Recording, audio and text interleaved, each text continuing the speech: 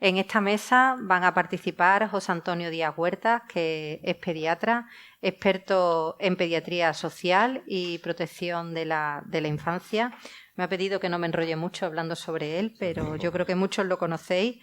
Pero creo que lo que hay que destacar es su colaboración y su implicación en la codirección del programa sobre niños con enfermedades raras atendidos por el Sistema de Protección a la Infancia desde 2014 y su colaboración con FEDER y su participación asidua en este congreso. En segundo lugar, participará Begoña Nafria Escalera, que viene de Sant Joan de Déu, de Barcelona. Y Begoña pues, coordina la investigación en el Hospital Sant Joan de Déu sobre la implicación, el papel activo del paciente, enfocada sobre todo también su línea de trabajo en los pacientes pediátricos, en la investigación clínica, es coordinadora de Kids Barcelona, también participa en la red de pacientes jóvenes asesores y en el grupo de pacientes en investigación pediátrica de la EMA. Y en tercer lugar, y sustituyendo a Verónica Alonso, que por problemas de salud no puede estar ahora mismo aquí, pues creo que todos ustedes conocen perfectamente a don Manuel Posadas de la Paz, que va a participar en lugar de Verónica. Bueno, pues comenzamos la ponencia y en primer lugar va José Antonio, tú eres el primero. Bueno, buenas tardes a todos. Yo voy a hablar de los niños del sistema de protección. Y en una mesa que también se ha titulado utilizar el tiempo de la pandemia, ¿no? Y yo digo que la infancia es la gran olvidada en este momento de la sociedad española y concretamente de los niños que son atendidos del sistema de protección con pandemia y sin pandemia. Hemos hablado mucho de las personas mayores que estaban en residencias de ancianos, pero no hemos hablado nada de los 25.000 niños que han estado en residencias de protección sin poder salir a la calle, de los cuales 2.000 tenían una discapacidad y entre ellos había 140 y tantos con una enfermedad rara, y de esos 144 niños que han estado en centros de protección con una enfermedad rara, 40 y algo, además tenían un grado de discapacidad superior al 65%. Y de esto nadie ha hablado. Hablar de niños con el sistema de protección, todavía no existía la FEDER, que empezó en 1999, y ya nosotros en el 95, en una investigación que hicimos sobre niños en el sistema de protección, decíamos que aproximadamente el 2% tenían una enfermedad infrecuente. Entonces todavía no se hablaba de enfermedades raras. Y siempre ha estado en el tema de cuántos niños y cómo era esta situación. En el año 2013, celebrándose el Día de los Niños con Enfermedades Raras y de Enfermedades Raras en general, en el acto que ese año se celebró en el Consejo General del Poder Judicial, presidido por Su Majestad la Reina, se hablaba de que ese era el Día Internacional de las Familias. Y yo, que estaba allí, dije, bueno, ¿y las familias que no pueden? ¿No? Porque queda muy tierno eso de los dos padres y la madre con el niño, ¿no? Pero hay familias que no pueden. Y hay familias que hace falta tutelar a estos niños. Digo, ¿y estas? ¿Quién habla de ellas, no? Bien, y de tal manera que yo que ya, veníamos teniendo ya una relación con la FEDER, desde el inicio, y con el Instituto de Investigaciones de Enfermedades Raras, y yo entonces trabajaba en el Niño Jesús y en el sistema de protección. En el año 2004, que ya digo que veníamos trabajando desde antes, pues empezamos con el programa que luego se ha venido a llamar ACOGER, que es el acrónimo de acogimiento y enfermedades raras, ¿no? Y lo que pretendíamos era dar visibilidad a esta situación, que ya digo que es ignorada, contribuir a su conocimiento epidemiológico, apoyar tanto a las familias como a los niños, a los técnicos que están al cuidado de estos niños, favorecer el acogimiento, ¿no? Con todas las dificultades que hay para acoger a un niño, si encima, además, este es un niño con necesidades especiales, esto dificulta mucho más el acogimiento, hacer actividades de formación a los profesionales y desarrollar también actividades de tiempo libre que ahora veremos, ¿no? El caso es que a la hora de dar visibilidad, pues poco a poco vamos haciendo que esto sea conocido por la sociedad, ¿no? Y incluso en los actos que en alguna ocasión de estos del Día de las Enfermedades Raras, pues aquí abajo están Jean y Kevin, que son niños con enfermedades raras atendidos por el sistema de protección, que estaban con otros, pero que de alguna manera ahí estaban y de esto se habló, ¿no? Al dar visibilidad siempre ha sido una gran preocupación y Manolo Posada siempre nos ha insistido en que teníamos que abordar cuántos niños y cómo era la situación epidemiológica de esta situación. En el año 2016 hicimos otro estudio en la Comunidad de Madrid, que en 5 años sacamos que había 79 niños con enfermedades raras, 11 tenían hermanos, unos estaban tutelados fundamentalmente, otros en guarda, y incluso se vio pues como durante el tiempo que estos niños habían estado atendidos por el sistema de protección, algunos habían fallecido, otros se había solucionado el problema y se incorporaron otra vez a su familia, 28 estaban acogidos en otras familias y 26 todavía seguían el acogimiento. Pero digamos que esto era una aproximación que se hizo desde la Comunidad de Madrid y como una primera aproximación. En esta aproximación ya se avanzaba de que no es raro que un niño español esté atendido en un centro de protección, y en aquel momento había 35.000 niños en España y con la población menor de 18 años esto representaba que el 44,9 por 10.000 de los niños en España están en un centro de protección. Luego no es raro estar en un sistema de protección. Y en base a esto que habíamos hecho en Madrid, si de 6.000 niños 79 estaban en centros, también salía la cifra de que era mayor que el 10 por 10.000 que se considera una enfermedad rara. Lo cual quiere decir que ni es raro estar en el sistema de protección, ni es raro que los niños del sistema de protección tengan alguna enfermedad rara. Pero esto se vio que era insuficiente y pretendimos tener un mapa de lo que estaba pasando en España. Y cogimos datos de los años 2019 y 2020 a través del Observatorio de la Infancia del Ministerio de Asuntos Sociales, que es el que lleva los temas de infancia protegida en España, ¿no?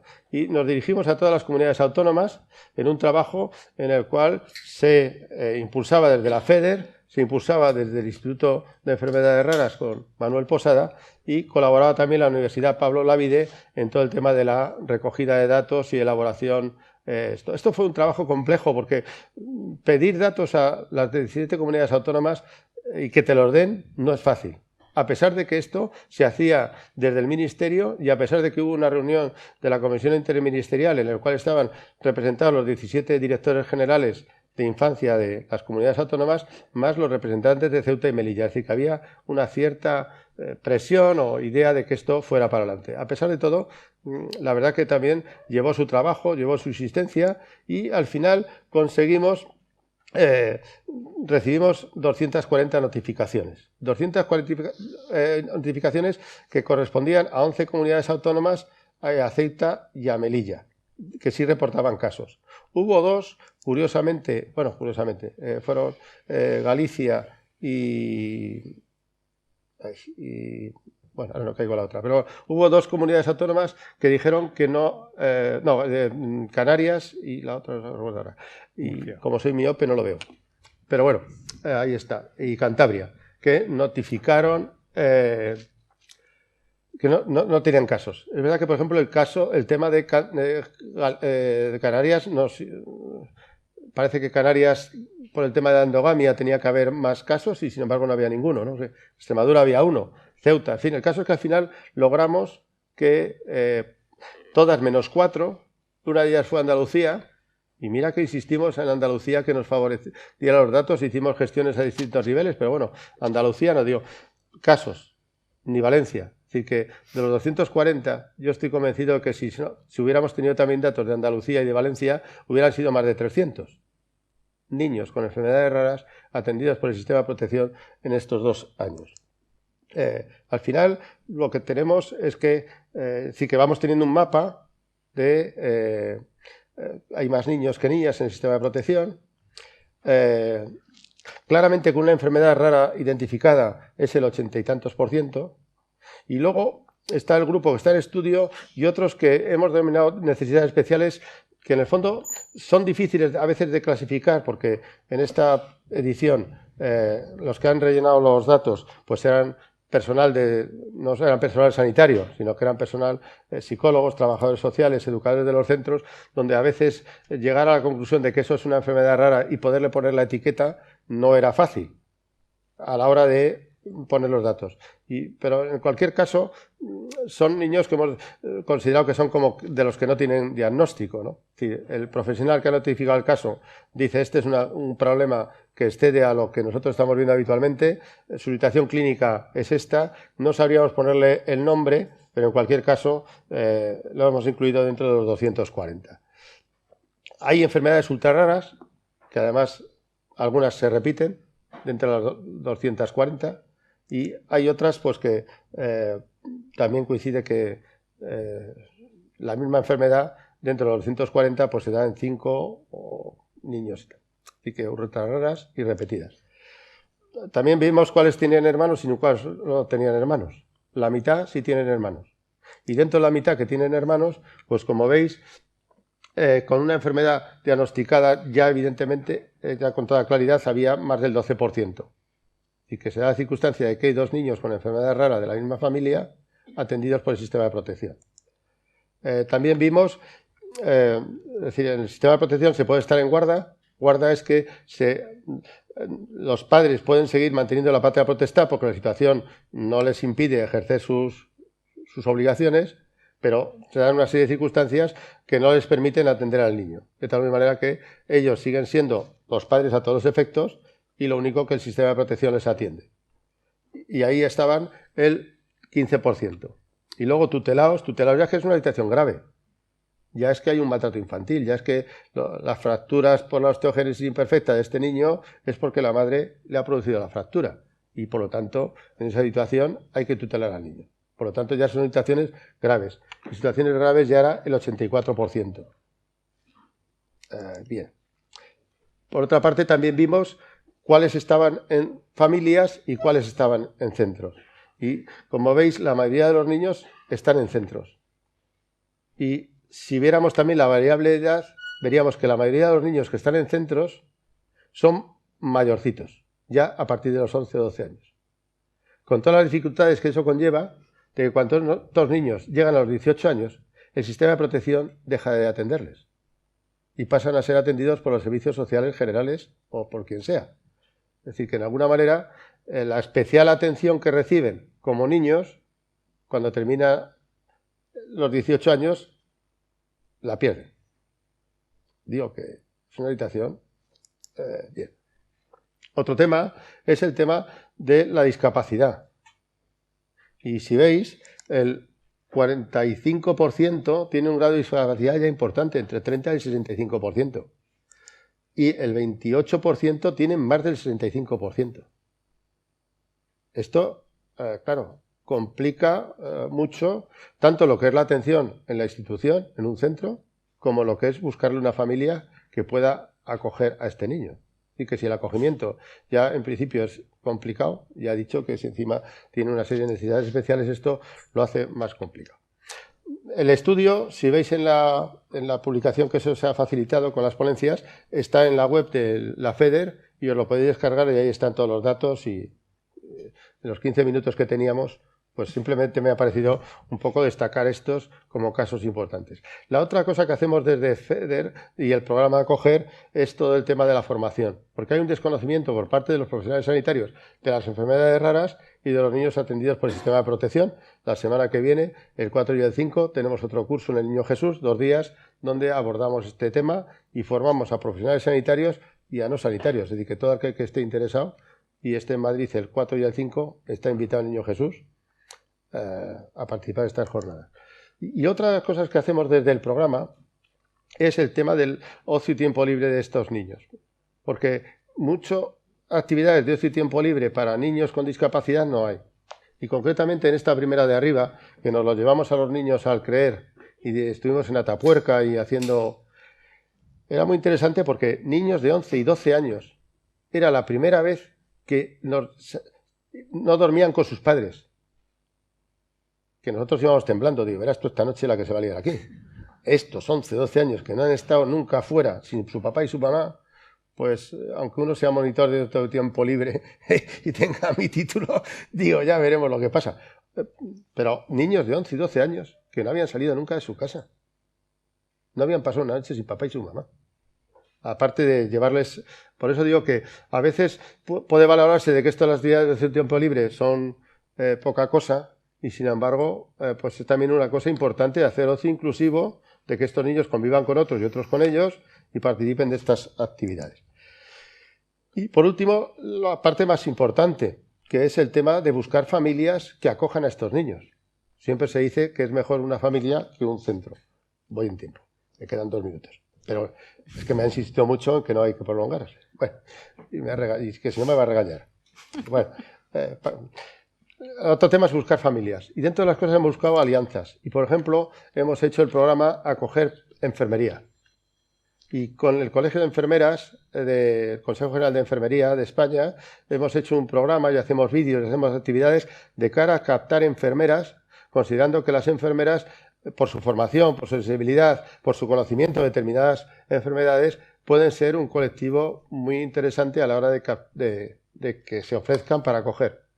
Y en 2 años hemos conseguido más de 30 y tantas enfermeras. Esto puede decir 30 y tantas, pero si había años y años y años que no se ofrecía a nadie. El haber conseguido 33 a la gente que más de 30 a los profesionales que trabajan en acogimiento y adopción de las comunidades autónomas les ha impresionado de que de toda España ya hemos conseguido estas, ¿no? Pretendemos que esto se amplíe y, de hecho, ayer también hablando con Bernardo y tengo pendiente de Juan, de que a lo mejor también podíamos hacer los farmacéuticos acogen y que fuera una manera de, si ponéis en la página web esto de Acoger Plus Enfermería, hay unos vídeos preciosos que edita el Consejo General de Enfermería. Y sin más, pues yo lo único que pretendemos es que de lo que estamos hablando son niños que nosotros decimos que son simplemente huérfanos. Huérfanos porque de alguna manera asimilamos enfermedad rara a enfermedad huérfana, ¿no? Huérfanos porque son huérfanos de padres que no les atienden como se supone que hay que hacerlo. Y huérfanos porque cuando llegan a los 18 años, pues no hay recursos para estos niños. Y por lo tanto son simplemente huérfanos. Y esto es lo que intentamos impulsar desde Acoger y ya está. Gracias.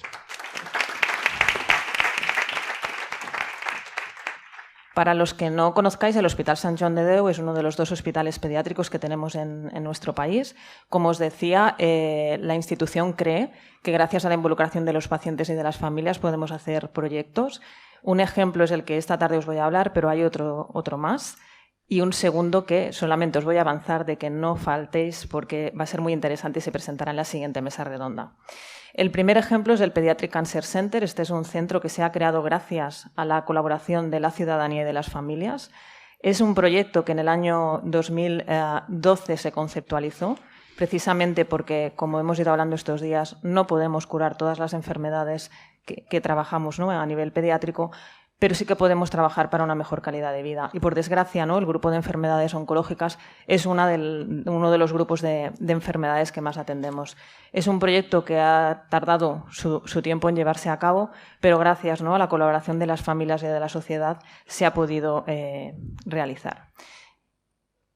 Para nosotros es muy importante, ¿no?, el concepto de la involucración. Se habla mucho de patient centricity y en muchos casos pues, se utiliza con propósito de marketing. Nosotros nos lo creemos y para nosotros es la manera de entender qué supone vivir 24 horas, 7 días a la semana una enfermedad, la que sea. Poco frecuentes son las más que trabajamos. El 80% de nuestros pacientes tienen enfermedades minoritarias, pero es algo que podemos aplicar en todas. Y aquellas que evidentemente están más huérfanas de conocimiento son las que requieren todavía más colaboración e implicación de las familias. En esta diapositiva solamente una fotografía y un ejemplo de lo que puede conseguir una sola familia. Este es un niño de Estados Unidos afectado de la enfermedad de Duchenne, paciente de un ensayo clínico en el que requería que participara durante 96 semanas recibiendo un tratamiento endovenoso. Esto para según qué edad, ¿vale? Los niños que cada semana, ¿no?, les administren un tratamiento endovenoso no es para nada una experiencia placentera. Este niño consiguió ir a la FDA, a la Agencia Reguladora de Estados Unidos, y pedir que a opción del paciente y de la familia, porque los niños opinan y tienen derecho a opinar y participar, a día de hoy ese tratamiento se puede administrar por una vía central con un portacat. ¿vale? Al final es intentar, ¿no?, entender lo que supone llevar, ¿no?, como la fotografía dice aquí, ¿no?, los zapatos de cada uno y de cada enfermedad.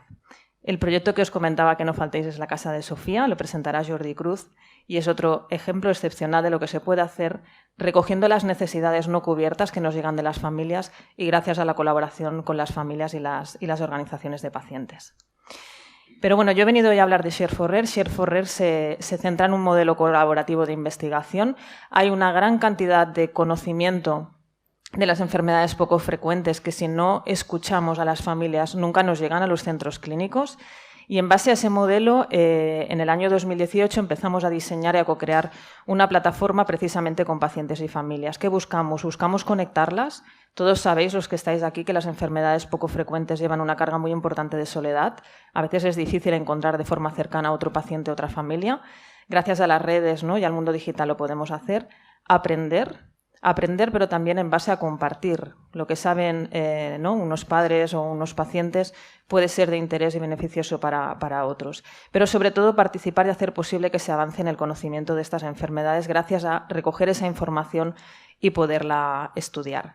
Aquí hay un vídeo que no sé si se podría poner, si no lo tenemos en el canal de YouTube de Share4Rare.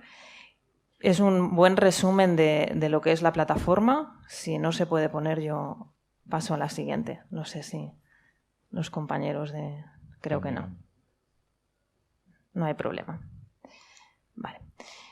¿Qué podemos hacer colaborando junto con los pacientes? Podemos crear bases de datos, registros o como le queramos decir, es decir, tener ¿no?, la posibilidad de que una organización de pacientes, un investigador pueda recoger en un entorno seguro información que le pueda permitir trabajar con esa información y llevar a cabo futuros de investigación futuros. Podemos recoger información de sintomatología, calidad de vida, que es algo muy importante. Ayudar a describir la historia natural de la enfermedad, que en muchas de estas condiciones es muy desconocida, y también lo que es la carga de la enfermedad. Todo esto lo hacemos en un entorno de trabajo que es seguro, ¿vale? La plataforma pues, está alineada, como es evidentemente, con la regulación europea de protección de datos. Es necesario registrarse, tener un usuario y una contraseña, pero además firmar un documento de consentimiento informado que va ligado a que cualquier, ¿no?, utilización de esos datos, más allá de la autorización inicial que hagamos, requiera un reconsentimiento. Y eso lo hacemos todo de forma digital. Importante, ofrecemos información médica para las familias. Esto es un elemento que es muy valorado porque de muchas de estas enfermedades no existía información, ¿no?, en formato de guía, ¿no?, para familias con un formato y un contenido que fuera fácil de entender. El ejemplo más claro es uno de los que tenéis aquí en la diapositiva, que es la gliomatosis cerebri, una enfermedad, ¿no?, que va ligada a un tumor cerebral con un pronóstico de vida de 1 año, una vez que es diagnosticada, de la cual no existía un material para explicar a las familias qué hay detrás, ¿no?, de recibir este diagnóstico. Y lo más importante, toda esta información evidentemente ha sido elaborada por expertos de esas enfermedades, pero revisada y validada por las familias. Por otro lado, tenemos una parte pública, que es el blog donde publicamos información de interés. Importante la comunidad. La comunidad de pacientes también se diseñó acorde con un modelo discutido y trabajado con organizaciones de pacientes a nivel nacional e internacional, en la que se nos pidió que se ofreciera algo que no existiera. Las organizaciones de pacientes, pues a día de hoy yo creo que casi todas tienen un grupo de WhatsApp, en su momento tenían páginas en Facebook, foros. ¿Qué se pidió? Se pidió una única comunidad donde en cada interacción que hiciera la persona se pudiera llegar realmente al target, ¿no?, de la población de usuarios que hay en la plataforma que me pudieran ayudar a mí con mi consulta. Si yo hago una consulta de tipo social, será diferente si hago una consulta de tipo clínico. Importante es que es moderada. O sea, no siempre igual es posible que otra persona responda a mi pregunta, pero detrás hay una institución sanitaria que vela por las preguntas que se ponen en el foro y por ofrecer, ¿no?, la respuesta adecuada.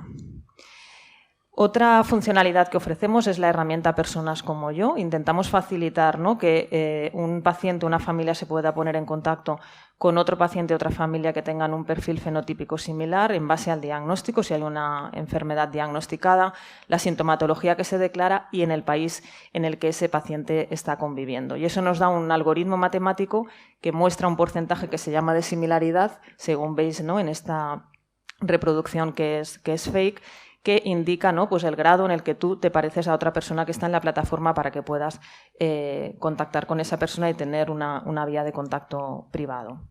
Es una plataforma que está sobre todo pensada, ¿no?, para utilizarse desde el teléfono móvil, porque a día de hoy se utiliza más ¿no?, Internet desde este formato que no desde el formato ordenador. Y os paso a continuación a explicar de forma muy rápida algunas características respecto a investigación. Trabajamos con escalas validadas. Aquí hay una muestra de las que tenemos implementadas. Esto es importante a nivel de la recogida de datos. Ofrecemos algo que es muy relevante, que es un resultado, un input en el mismo momento de la colaboración de los pacientes. Cuando tú acabas de rellenar un cuestionario en el que ¿no?, solicitamos que reportes información clínica de calidad de vida o de la temática que sea, al finalizar nosotros mostramos unos gráficos que no sé si se ve muy bien, pero permite devolver en ese mismo momento de la colaboración respecto a aquellas preguntas que pensamos que son de más valor, la información que haya agregada hasta ese momento. Eso se recalcula cada 15 minutos, con lo cual puedes entrar al cabo de una semana, 10 días y ver cómo va creciendo, ¿no?, la información que vamos acumulando y analizando. Y os pongo un ejemplo muy claro para que veáis el valor de un gráfico, pero para las familias esto es muy importante. La edad de los pacientes. Muchas veces, ¿no?, cuando trabajamos en pediatría, la gran pregunta o inquietud que tienen los padres es saber si hay pacientes en edad adulta. Con este simple gráfico nosotros podemos decir si los hay o no los hay y qué porcentaje. Y se actualiza, que esto es lo más importante, para que siempre tengan, ¿no?, la información al día. Estamos también trabajando para integrar un módulo de análisis de imagen clínica, que esto nos permite también trabajar con los datos que nos ofrecen las familias. Y al final, ¿no?, en resumen, ¿qué intentamos a nivel de herramientas de investigación? Atender las necesidades individuales de los pacientes, ¿no?, con la comunidad y la opción de una interlocución individual, promover la creación de comunidades online, apoyar a investigadores, porque muchas veces, y todos los que hacemos investigación, a veces es complicado encontrar pacientes para investigación, devolver, ¿no?, esos resultados a los pacientes y a las familias y, evidentemente, ¿no?, trabajar con el rigor de la bioestadística para poder, ¿no?, ofrecer resultados que se puedan traducir pues, en un informe, en una publicación o en el material resultante. Un ejemplo de uno de los últimos estudios que hemos llevado a cabo es un estudio que hemos realizado con el Hospital Garrahan de Buenos Aires, en Argentina. Se llevó a cabo durante la primera ola de la COVID, en el que teníamos, ¿no?, muchas preguntas y muy pocas respuestas. En este caso, para ver cómo afectaba el COVID a la población pediátrica, identificar casos y poderlos seguir en diferentes momentos. Aquí veis, ¿no?, los objetivos del estudio. Las 4 componentes o las 4 dimensiones fueron, primero de todo, ¿no?, a tener en cuenta cómo se diagnosticaba esta enfermedad y cómo se presentaba la COVID-19, el tratamiento que estaban siguiendo estos pacientes previo al diagnóstico de la patología, y se hizo un seguimiento de los pacientes a los 30 y 60 días. Aquí tenéis la distribución, se centró en población pediátrica hasta los 20 años. A partir de 21 años, que se llegaron a identificar también algún caso que se seguía en alguno de los 2 centros, se excluyó. Respecto al sexo de los participantes, fue bastante equitativo. Había un porcentaje un poquitín más alto de niños que de... En cuanto a los sistemas afectados, que esto era una de las hipótesis de trabajo, el 31% de los pacientes tenían al menos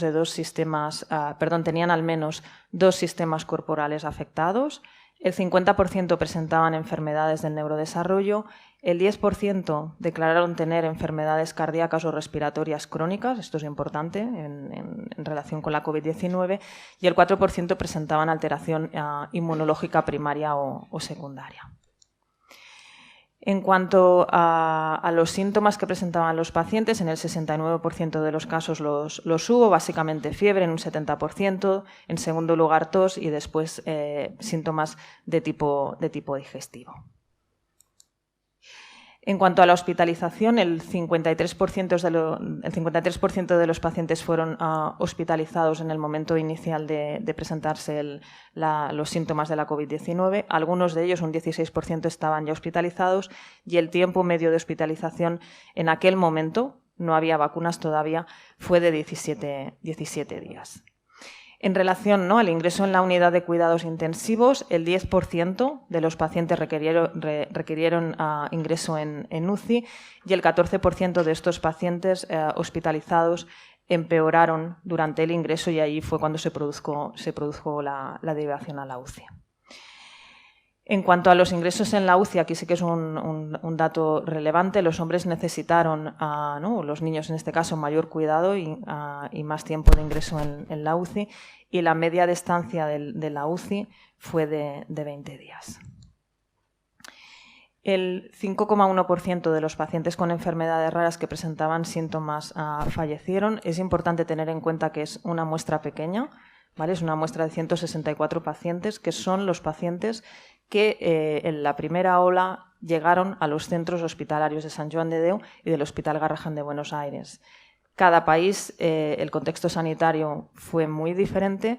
En el caso, por ejemplo, de Argentina, la derivación, ¿no?, a un hospital de primer nivel fue muy complicada y muchos niños no llegaron a ser ni atendidos en atención primaria.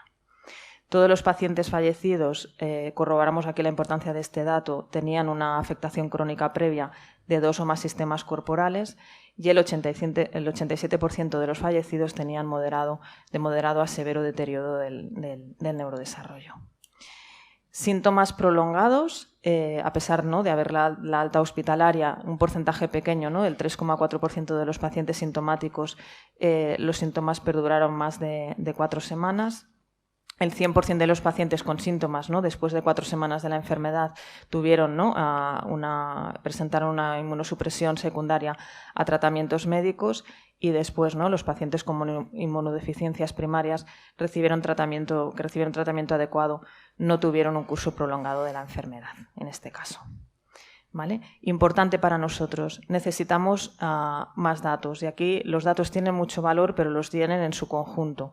Por tanto, siempre animamos, ¿no?, a que las familias, incluso las que puedan tener más dificultad para, ¿no?, reportar o acceder a las tecnologías, nos contacten y nosotros les ayudamos a volcar esa información. Trabajamos, ¿no?, con una tecnología, ¿no?, digital, con Internet, pero no todos, ¿no?, y aquí es importante el tema de la equidad y del acceso, no todos los pacientes y las familias a veces tienen acceso a ello. Actualmente estamos trabajando con otro estudio, que en este caso, ¿no?, ya nos encontramos en otro momento diferente a nivel de la pandemia. Lo que buscamos es analizar, ¿no?, cómo ha sido el acceso a la vacunación contra la COVID-19 en personas con enfermedades poco frecuentes. Y aquí nos interesa, pues, saber, ¿no?, el número de dosis que han recibido, si se ha presentado la enfermedad durante, ¿no?, alguna de estas dosis y ¿no?, qué síntomas han experimentado. El estudio está accesible en esta sección de la página web y también a través de este código QR. Hemos buscado, evidentemente, mucha literatura antes, ¿no?, de apostar por este estudio, y un estudio general y transversal sobre la vacunación en el colectivo no lo hemos encontrado. Y todo esto es de mi parte. Muchísimas gracias.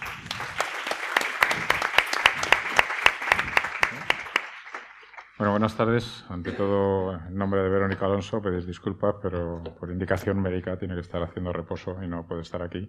Me imagino que nos está viendo por streaming y pues nada, no lo haré igual que tú, Verónica, pero lo voy a intentar hacer.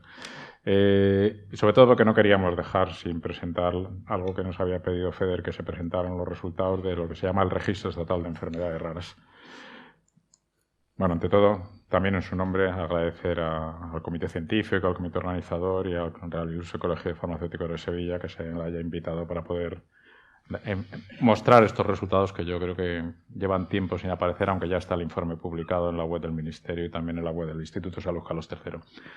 Bueno, aparentemente siempre que estamos preguntando algo sobre enfermedades raras siempre estamos preguntando de cuántos casos hay. Bueno, esa es la eterna pregunta, de cuántos casos hay. Y ha presentado aquí, ya tienen en su arsenal de diapositivas esta que se refiere a lo que son el registro de base poblacional. Es complejo explicar en un foro general las diferencias entre los tipos de registros de los que se habla. La mayoría no son registros de base poblacional, hay muy poco registro de base poblacional, que sepamos solamente el de Italia. Hay algún otro país que lo está organizando, pero ni siquiera Francia tiene un registro de base poblacional. Ellos lo llaman BAMARA, lo llaman base de datos de malalties raras, que no tiene nada que ver con un registro de base poblacional. El registro de base poblacional lo que intenta es capturar todos los casos de una enfermedad que haya en un territorio. En este caso es el Estado español, pero podría ser la Comunidad de Murcia o la Comunidad de Cataluña. O sea que no, de hecho existen esos registros de base poblacional en estas dos comunidades que he mencionado y en el resto de las comunidades. Y de ahí es donde se nutre el registro estatal, o los participantes en estos registros autonómicos son los que contribuyen al registro estatal, y luego me refiero a ellos.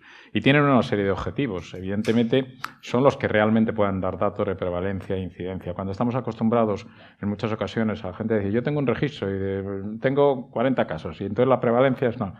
Eso no sirve ni siquiera en el registro que nosotros tenemos, en el otro registro, que es el de pacientes, no sirve porque no tenemos a todos. Para hablar de prevalencia e incidencia hay que tener a todos, hay que tener muy bien monitorizada a las poblaciones. Pero tienen otros objetivos. Por ejemplo, controlamos mortalidad. La mayoría de los registros de pacientes no pueden controlar mortalidad porque no tienen acceso a los sistemas de información de mortalidad. Y luego el tema de la historia natural de la enfermedad. Es muy maniatado esto de la historia natural de la enfermedad. ¿Qué es eso de la historia natural de la enfermedad? Yo hice un ensayo hace años para Europa sobre lo que es la historia natural de la enfermedad, y al final, claro, la historia natural de la enfermedad se compone desde que una persona nace hasta que una persona se muere o se cura. Y entonces hay una serie de ítems que son los que realmente marcan la historia natural de la enfermedad. Lo que pasa es que a veces nos centramos más en los detalles concretos del día a día de los pacientes y creemos que eso es la historia natural de la enfermedad. Forma parte de la historia natural de la enfermedad, pero no es la historia natural de la enfermedad al completo. ¿Qué es lo que pasó previamente? ¿Cuáles son los antecedentes de este registro estatal? Bueno, desde el año 2012 al 2015 yo tuve la oportunidad de dirigir lo que fue un proyecto que es Spain RDR, que cubría todo el Estado español, todas las comunidades autónomas, y también tenía lo que se llamaba los registros de pacientes. Por un lado tenía el registro de enfermedades raras, olvidaros lo de estatal en este momento, por otro lado tenía el registro de pacientes. En el 2015 salió un Real Decreto. El Ministerio de Sanidad decidió sacar un Real Decreto que quiso establecer lo que se llama el Registro Estatal de Enfermedades Raras, y rompieron directamente en canal todo esto que llevábamos ya 4 años trabajando en este tema, todas las comunidades autónomas, con el Instituto de Salud Carlos III, incluso con componentes de la industria y de sociedades médicas. Teníamos varios acuerdos con sociedades médicas y con redes de investigación, y a partir de entonces se estableció lo que se llama el Registro Estatal de Enfermedades Raras, que este es su acrónimo y su logo, y lo que se llama el Registro de Pacientes, que era fundamentalmente lo que teníamos, que sigue en su fase como se venía siendo hasta ahora. ¿Cuáles son las diferencias? Este actuó como Spain RDR. Ahora, bueno, no voy a entrar en ese tema, pero bueno, teníamos este periodo de años como proyecto, englobábamos cualquier enfermedad rara, era un repositorio único que englobaba los registros de pacientes y los registros de base poblacional, y el marco legal estaba basado en los marcos legales de cada una de las autonomías, porque durante ese proceso y ese proyecto nos dedicamos a que las autonomías, que solo lo tenía Extremadura en ese momento, desarrollaron sus marcos legales, que ninguna tenía marco legal. Armonizamos todo este sistema y cada comunidad autónoma armonizó con sus características y sus propiedades, armonizaron un marco legal para dar cobertura a esos registros. ¿Cuál es la diferencia? Pues esto funciona a partir del 2016, lo que se llama el registro estatal, incluye solo 22 enfermedades raras, hasta esta fecha, ahora se está discutiendo cuántas más se van a incluir y cómo se van a incluir. Tiene una base poblacional, nos olvidamos del registro de pacientes, es de obligado cumplimiento. El Real Decreto establece que todo paciente que tenga una enfermedad rara va a pasar a este registro sí o sí, si es de las enfermedades seleccionadas, claro. Y luego exige una cosa que se llama la validación de los datos, que está muy bien, pero no deja de ser una pesadilla y una carga de trabajo importante. Entonces, ¿qué es lo que pretende? Proporcionar información epidemiológica, porque es una de las bases de los registros de base poblacional, facilitar información necesaria para orientar a los responsables, a los decisores en términos de planificación y gestión de recursos. La gestión de recursos no puede ser en base a un registro de pacientes, tiene que ser en base a los datos globales, dónde están distribuidos los pacientes, dónde están los más vulnerables, dónde están los niños, dónde están los adultos, dependiendo de si la enfermedad coge todos los tramos de edad o no. Y para eso los decisores tienen que tener esta información. Si solo tienen información parcial de un pediatra que ve la cara de esa enfermedad en los niños, o un adulto que ve la cara de los adultos con esa enfermedad, al final no tenemos información. Y entonces, bueno, no tienen información los que tienen que tomar decisiones sobre qué recursos poner y dónde ponerlos. Y luego establece una serie de indicadores básicos que son los que nos sirven para establecer lo que se llama la historia natural de la enfermedad. Y es un sistema integrado dentro de un sistema de información. Bueno, se constituye el grupo de trabajo del Registro Estatal de Enfermedades Raras, fundamentalmente liderado por el Ministerio de Sanidad, a través de la Dirección General de Salud Pública. Al Instituto de Salud Carlos III nos engloban la gestión de la investigación. El Real Decreto dice podrá encargarse la gestión al Instituto de Investigación de Enfermedades Raras. No tenemos ningún papel que diga que nos lo ha encargado, pero de hecho no lo ha encargado de facto, aunque no tengamos ese papel. Y luego están las unidades de tecnología e información del Instituto, que han sido los que han desarrollado toda la aplicación informática que se actualiza. Están todas las consejerías de salud y como representantes de pacientes, con plena voz, una voz igual que la de los demás, FEDER y ASEN. Esta es la web, esta es la dirección de la web, donde en la parte pública se puede acceder a esta zona. Toda esta zona ya está restringida, es un repositorio donde solo trabajan los que tienen que trabajar, pero la parte que tiene que ver con informes están aquí publicados, tanto el manual de procedimientos con sus anexos como el primer informe reducido, y esto lleva a que el Ministerio publicó recientemente ese primer informe al cual ahora nos referiremos en la página web del Ministerio, y también se puede acceder desde la página de la propia plataforma del registro. Es el único informe que hay documentos que son de uso interno que llevamos discutiendo desde el 2015. Bueno, lleva Verónica coordinando esa discusión con las comunidades autónomas y el Ministerio desde el 2015 hasta hoy mismo hay un correo por ahí proponiendo cosas para dar el siguiente paso, o sea que no paran de ver correo, tienen reuniones cada mes o cada 2 meses y bueno, llevan un trabajo enorme. Podríamos plantear si la eficiencia es alta o no, pero el trabajo está ahí. Tienen su definición de caso a nivel individual, porque lo que se registra son casos, aunque son registros de base poblacional. Luego se asocia también el tipo de enfermedad y cómo se validan las cosas, las enfermedades. Cada enfermedad tiene un sistema de validación diferente. Ha habido previamente un trabajo entre todas las comunidades autónomas de cómo tenía la información cada uno de esa enfermedad, a qué sistema se podía llegar para coger todos los casos de esa enfermedad y cómo se podían validar los casos. Y no todos tienen el mismo sistema de validación porque hay algunas enfermedades que se detectan muy bien, no ya porque tengan código único, ¿no? sino porque se detectan muy bien y normalmente los sistemas de información las registran muy bien, y hay otras enfermedades que cuesta más trabajo y hay que ir a la historia clínica y ver en la historia clínica qué tiene ese paciente o qué no tiene ese paciente.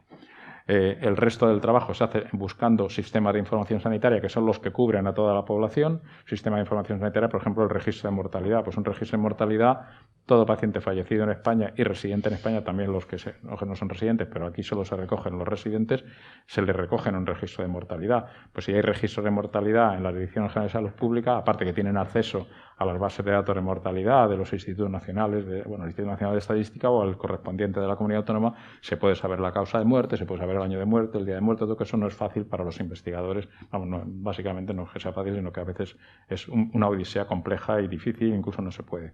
Y entre los criterios de validación, pues puede ser que simplemente cruzando más de una fuente de información se pueda validar el caso porque coincidan las dos fuentes de información, porque haya que consultar la historia clínica o porque haya una notificación de profesionales.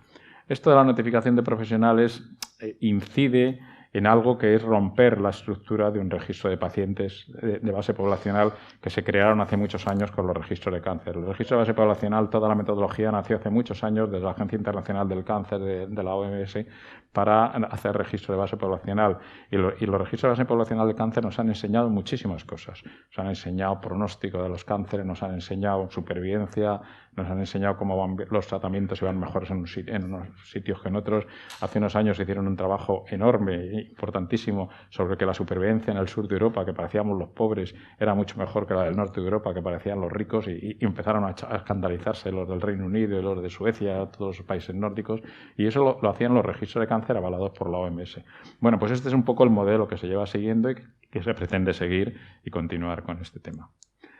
Bueno, simplemente por enseñaros un poco, cuando uno acude a un sistema de información que es bastante general, que es el informe de alta del Sistema Nacional de Salud, que se nutre a partir de los sistemas de información de las comunidades autónomas, pero está estandarizado, lleva muchos años funcionando, pues básicamente utiliza todavía códigos de identificación que son, digamos, ya ahora mismo estamos ya en la CIE 10, pero si queremos coger un histórico, pues tendríamos que ir a la CIE 9. Y en la CIE 9, bajo este código, bajo estos numeritos que hay aquí, se recogen todas estas enfermedades. No tenemos manera, por este código, de separar todas estas enfermedades. Con lo tanto, incorporar estas enfermedades por separado al registro estatal supone un esfuerzo extra porque va a haber que ir a las historias clínicas. Y a muchas historias clínicas, para pocos casos, pues son enfermedades muy raras. Para otro tipo de registros puede valer, pero no para el registro de base poblacional. Estas son las 22 enfermedades que están recogidas. ¿Cómo se llegó a la elección de estas 22 enfermedades? ¿Cómo no se llegó? Para mí sigue siendo un misterio. No sé si Verónica contestaría otra cosa, pero para mí sigue siendo un misterio cómo se llegó a esto. Yo creo que fue pues porque alguien sugería y nadie decía nada y se iban apilando una detrás de otra, pero no recuerdo que hubiera una metodología aplicable para poder seleccionar estas enfermedades. Este es el primer informe, voy a dar una pincelada a los datos del primer informe. Recoge los casos vivos del que estuvieron vivos en algún momento desde el enero del 2010, 1 de enero del 2010, hasta el 31 de diciembre del 2018. Se podía haber llegado hasta el 2019, pero algunas comunidades autónomas se resistieron. Ahora veremos el porqué. Y entonces se dejó la cifra cerrada a 31 de diciembre del 2018. Para estas dos 22 enfermedades solo han declarado por ahora 12 comunidades autónomas. Tenemos problemas con Castilla y León, con Extremadura, con Asturias, con Cantabria, no sé, Islas Baleares tampoco ha declarado nada todavía. Bueno, se está haciendo presión para que el informe sea más completo y declaren todos, pero por las que han declarado han hecho un esfuerzo y había que publicar el informe y no podían retrasarlo más ni el Ministerio ni las propias comunidades autónomas. Entonces es muy difícil verlo, pero cuando bajen el informe, si tienen curiosidad lo van a ver. Bueno, lo primero en 2010 a 2018, os lo leo para que si no llegan, aunque hay cama, hay pantalla de la televisión, lo pueden ver, pero a lo mejor no lo pueden ver. Aragón, por ejemplo, no ha declarado casos en todos estos años. Hay otro, tampoco País Vasco ni La Rioja. Galicia sí empezó no declarando, luego los ha declarado, pero si intentáramos comparar y pusiéramos el denominador de población, probablemente nos encontraríamos que no cuadran. O sea, no cuadran. No, hay casos declarados en comunidades autónomas que algo pasa allí. O no ha pillado todos los casos, o en unas comunidades autónomas tienen más casos de los esperados. Bueno, eso va a formar parte de los análisis que tendrán que hacer las comunidades autónomas, porque esto no tiene sino mucho sentido el apilar números en tablas. De hecho, no se ha querido entrar en más detalle precisamente por aquello que yo decía ayer de las vergüenzas. Bueno, pero en el informe, cualquiera que sepa leer un informe lo va a ver. Hay 29.583 casos declarados, pero a 31 de diciembre vivos son estos, porque el resto son fallecidos, y la prevalencia puntual, se mide la prevalencia puntual a 31 de diciembre. No se han incluido los duplicados, hay 402 casos duplicados. Es muy difícil gestionar los duplicados porque son personas que han sido vistos en varias comunidades y desde el punto de vista de la aplicación lo pueden estar comunicando dos comunidades con igual o distinta información. Entonces se tienen que poner entre las dos comunidades, tienen que contactar entre ellas y decidir cuál es la información que es más válida para dejarla ya definitivamente en el registro sin que la comunidad donde reside el paciente pierda la información. Entonces, es un equilibrio que está llevando muchas discusiones, parecía que estaba resuelto, pero está llevando muchas discusiones, muchas reuniones, porque no es difícil llegar a un equilibrio de cómo se armoniza todo esto, no solamente en la aplicación, sino desde el punto de vista de los hechos. Si quisiéramos hablar de... bueno, está aparte de la distribución por enfermedad y sexo, que están aquí las tablas, insisto que eso está en el informe, no merece la pena repasar este tema ahora. Si quieren un poco por ver aquí que en osteogénesis imperfecta hay 851 casos detectados y en osteogénesis imperfectas hay 2.700. Probablemente aquí influye mucho algunos sistemas de validación de algunas comunidades autónomas donde el registro del paciente, del profesional, por un lado incide mucho en su sistema y en otros sistemas, sin embargo, incide más el cruce de los sistemas de información. No es tan uniforme y, bueno, pues eso habrá que ir madurándolo e ir mejorándolo con el paso del tiempo. Bueno, estos son la misma distribución que fallecidos. Quería llegar un poco a esto. Esto es un intento de estimación de prevalencia. Nosotros en informes previos queríamos, desde el punto de vista del Instituto de los Casos Terciarios, que habíamos puesto informes gráficos. De hecho, en algún borrador, porque ha habido 3 o 4 borradores de informe, teníamos informes gráficos que era mucho más visual cuál era la diferencia de prevalencia a lo largo de estas comunidades y de estas 22 enfermedades. Bueno, las comunidades autónomas se resistían a que pusiéramos los informes gráficos y preferían poner tablas de números para que nos cueste trabajo identificar diferencias, porque entre 0,09 y 0,9 parece que es lo mismo, pero no es lo mismo. Entonces, bueno, pues eso es un poco diferencias aquí. Hay aquí uno, me da igual la comunidad y me da igual la enfermedad, pero estamos hablando 0,4, 0,6, 0,4, 0,1, 0 también casi 2, 0,2, 0,4. O sea, no hay una prevalencia, digamos, homogénea a lo largo de los años, ni siquiera a lo largo de una propia comunidad, lo cual... Todo esto, en los primeros albores de un registro de base poblacional, tiene sus complicaciones de analizar. A estas cosas no le pasan a los registros de pacientes, porque tienen los que tienen. En 400 casos, pues tienen 400 casos. No, pueden hacer una distribución geográfica, pueden hacer una distribución por edad y sexo y todo lo que quieran, pero nadie se mete en analizar estas cosas, que son las que interesan al final por ver si hay más frecuencia de una enfermedad en una comunidad que en otra, cuáles pueden ser las causas, si es un problema de detección y de diagnóstico, o es un problema de que allí pasó un gen fundador y por allí y ha dejado por allí un reguero de enfermedades raras. cualquier cosa, cualquier hipótesis que nos podamos pensar. Bueno, es el resto, porque como la tabla es muy larga, pues tiene el resto de comunidades. Pero bueno, lo único que se pretende con las prevalencias es mostrar que no hay una uniformidad de las prevalencias ni por enfermedad ni por comunidades autónomas. Como conclusiones, bueno, este es un primer intento de registro de estatal de base de enfermedades RAS, tomando la población como denominador y desarrollada por todas las comunidades autónomas con unos antecedentes previos que puso, de alguna manera, unas ciertas bases de coordinación entre todas las comunidades autónomas que han sido aprovechados. De hecho, el esqueleto del manual de procedimientos es el de SPEIN-EDR. Se ha ido adaptando, pero el esqueleto sigue siendo el de SPEIN-EDR. Todas las comunidades autónomas, Ceuta y Melilla incluida, el Ministerio y el ISTI están incluidos, con FEDER y ASEN también, pero no todas están informando, porque solo están informando 12 por ahora. Está disponible en esta web y el primer informe lo tienen ustedes en estas dos direcciones. Ahora el dilema y la discusión es, ¿y ahora qué? Porque tenemos 22 enfermedades. Podemos insistir en controlar los duplicados mejor, saber cómo es el procedimiento para gestionar duplicados. Pueden. Pues es una labor de ellos. Yo estoy aquí de vocero, digamos, de alguna manera, de esta presentación. ¿Qué pasa con las comunidades que no han contestado? ¿Por qué no han contestado? Vamos a hacer el esfuerzo de tener a todo el Estado realmente pues un registro estatal, pero la clave está, y después de esas 22 enfermedades, ¿cómo elegimos las siguientes? Porque si no hubo un procedimiento claro y transparente para elegir las primeras, ¿cómo elegimos las siguientes? ¿Y cuántas elegimos? Y hay un debate de gente que está proponiendo algoritmos en base a criterios y puntos y no sé qué, pues teniendo esta cosa, elegimos esta. Otro, el Ministerio está insistiendo, los que tengan un medicamento huérfano aprobado. Otros están diciendo, pues vamos a ver, si es que en las comunidades autónomas, como me decía un responsable de una comunidad autónoma, vamos a ver, si yo declaro en mi comunidad autónoma solo 22 enfermedades, mi consejero me echa directamente al día siguiente, porque tengo miles de enfermedades raras recogidas.